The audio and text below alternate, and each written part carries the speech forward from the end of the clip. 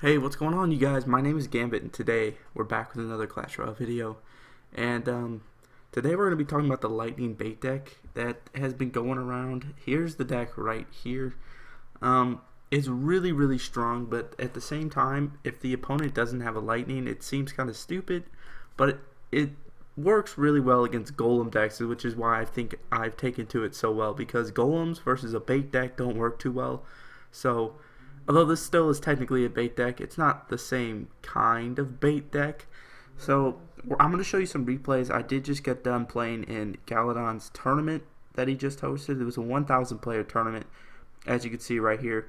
I did wind up getting 63rd place. I was up in 20th with 10 minutes left, so I was like, alright, I'm going to stop battling. And well, that's how far I dropped in just 10 minutes of not playing. So I was up here. Shout out to Nate the Great here. He is from the clan. He did wind up getting 9th place, which is pretty impressive. I'm not going to lie, with 1,000 players. So hopefully we'll be opening that chest soon. It's only 20 cards. So let's just get right into some replays here. As you can see as I scroll through, there's some victories towards the end. And then a loss, a victory. I did have a small losing streak here with 2 defeats. And the rest are pretty much victories. So I'm going to show some ones against good decks. I really want to show one against a Golem deck, if I even played any. I don't remember playing that many Golem decks. But, let's see. There's just basically all Hog Riders. Hog Rider. Here's a Golem deck, but I lost to it, which means I didn't get the build up at like I wanted to. Alright, let's just do this Giant Bowler deck, because Giant Bowler is fairly popular, and it's really strong against this deck. Sorry about that. That's a Clan Jet. But the reason it's so strong is because pretty much everything you use to push in this deck can be bowled back by the bowler, whether it be the Barbs, the Hog, or the 3 Musketeers. But right here, I'm going to go ahead and start off with the Barb Hut. The Barb Hut is so unbelievably strong. Like, I haven't realized it until I started playing it so much. It can take a Lightning, it can take a Rocket, it can stop a Hog Rider completely and still be alive if it's just a bare Hog Rider. Usually it's not, but sometimes it is. It can stop a Giant, it can stop the Golem, which is what I really love about it. So right here, this is why you use the deck right here. Now, he does wind up lightning, I believe, the other side, but if he would have waited, then frankly, no, he doesn't lightning at all, apparently. My bad, that's my mistake. But right here, if he would have lightninged, he would have hit the Barbarians and not the Musketeer. That's the whole point of the deck. Oh, he does wind up lightning just 2 Musketeers on his tower and lets this one go over here. He is going to push it out of the way. And this one thing, a lot of people don't realize there's a Hog in this deck. So right here, he just wasted his Tombstone. I'm going to go ahead and send a Hog. At this point, I didn't know he had a Bowler. Otherwise, I'm going to put the Archers there, but it's whatever. It's fine. We still get some really good damage off on that tower, getting it down under 1,000 HP with just one misplay by him. He's angry. He's throwing angry faces. And right now, I know, crap, there's a Bowler. The only thing I really have to stop the Bowler is the Mega Minion. So right here, I'm going to go ahead and drop the Hut just to draw the Giant over. Get the Ice Golem down to distract the Mega Minion, because I really don't want it on my Barb Hut while the Giant is still there. I am going to go ahead and Fireball all this down. Don't be afraid to use that Fireball on defense, because a lot of times I find myself in this deck with no other choice but the Fireball, because you can't drop the Musketeers whenever you want to. You can't drop the Hog or the Log. The Fireball was my only option there, unless I cycled one more card to get to the Mega Minion, and probably would have cost me more than just 4 elixir. So right here, I'm just waiting. I haven't seen much of like his defense yet, if he even has any defense. I'm gonna go ahead and drop the 3 Musketeers down. I believe, I don't remember. Yes, he's gonna lightning there. I am gonna go ahead and log away the Musketeer and the Bowler. And right here, I'm just gonna go ahead and set up for a push. I'm gonna get my Hog Rider down. I'm gonna get my Ice Golem down. And right before I put that Hog Rider down, he shoves a Giant down my throat, which is really unfortunate. And right here, again, I'm going to go ahead and Fireball and take out that Musketeer and Mega Minion. Pretty much with no damage done to the tower at all. So I'm going to just drop the Hog, hoping he doesn't have anything, let alone he's at full elixir and I don't wind up getting any damage on this tower. Or do I? Yes, I get a swing, almost taking out the tower. And right here, I know I've won. I just need to cycle to the Fireball. Play a little bit of defense. I'm going to go ahead and drop down this Barb Hut for this Giant, because I don't want him to get anywhere close to it. And now it's game over. I am going to throw the cry face. I don't know why, but during this tournament, I was in just such a BM mood. I just wanted to BM everybody. I don't know. Everyone I played, I threw a little bit of BM at. Don't know why. Really don't know why. But anyway, let's move on. Here's the golem deck I was thinking of. I was gonna say I really shut down a golem deck pretty well in one of these matches. So you'll see here why this is so strong is these golem decks, because the lightning won't hit your Three Musketeers, and Three Musketeers just absolutely shred golems, especially with a really high HP barb hut distracting it for so long. So right here we're both just gonna drop down a spawner. It's usually how most matches start. You'll be surprised. Everybody's using at least pretty much that skeleton spawner that I haven't really seen many decks where it's not in. Obviously, I don't like it. I think it's a complete waste of a card in your deck. I mean, it's a good cheap distraction, but I myself rather have a cannon than that. But you know, whatever. Right here, I'm gonna go ahead and drop the Three Musketeers because I know the barb should be spawning here pretty soon. And right here, I drop down the Ice Golem. He's gonna lightning, and as you can see, it doesn't hit either of my Musketeers. Hits the Ice Golem, hits the two Barbarians, and leaves my two Musketeers perfectly alive. Now, he still played perfect defense against my Musketeers, but if I would have had more elixir, I would have had my Hog Rider down, and probably would have been a much more pain in the ass to stop. But anyway, I'm going to go ahead and try and start up a push here. He is going to drop down his skeleton spawner. I was hoping it would be too late. I'm going to try and log it away, and I wind up missing those archers. I really wish I would have hit them.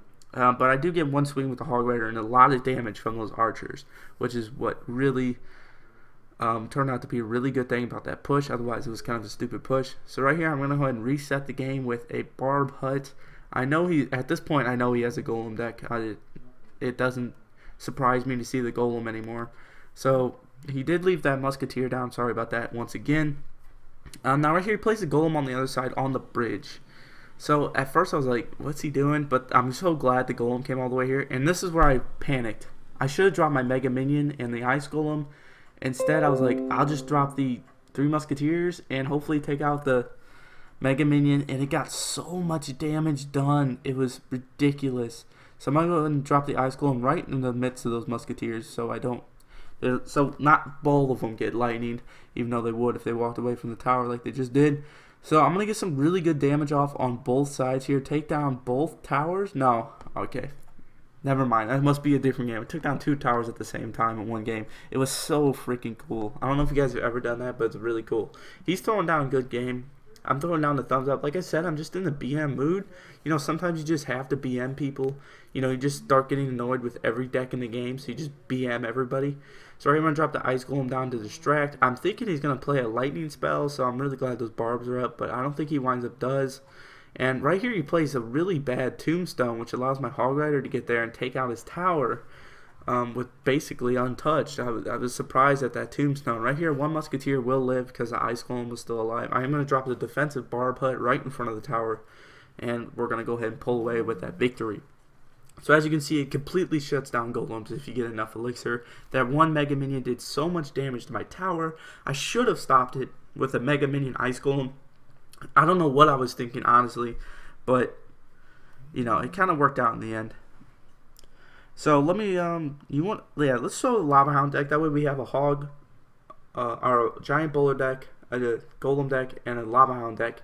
And then when you play Hog Rider decks, it's pretty much the same as playing any of these decks. You draw it over with the Barb Hut. Just the Barb Hut usually kills it before it destroys the hut. So right here he plays a Lava Hound. I'm going to go with just the by itself Hog Rider. And it's going to wind up getting like 2 or 3 shots off. 2 shots off. And I'm going to go ahead and save up for these 3 Musketeers so I can take out this Lava Hound as fast as possible because I know what's coming. I mean, Lava Hounds are never ever by themselves. Oh my goodness, what was that? I'm so sorry about that. I don't know what that was, all that green. But anyway, let's focus back up. Before this, I played a lot of Double Elixir Challenge, which I don't know if I posted the video already or if I'll post it a little bit later. I did make a small video, short video on me using this deck in that challenge, and the Lava Hound decks were absolutely ridiculous in that challenge. I don't know if you guys played it, but there were so many Lava Hound decks where they would just drop Baby Dragon, Mega Minion, Inferno Dragon, Minion Horde all behind their Lava Hound and pretty much just destroyed your tower no matter what you did. And it really, really, really sucked to play against those all the time.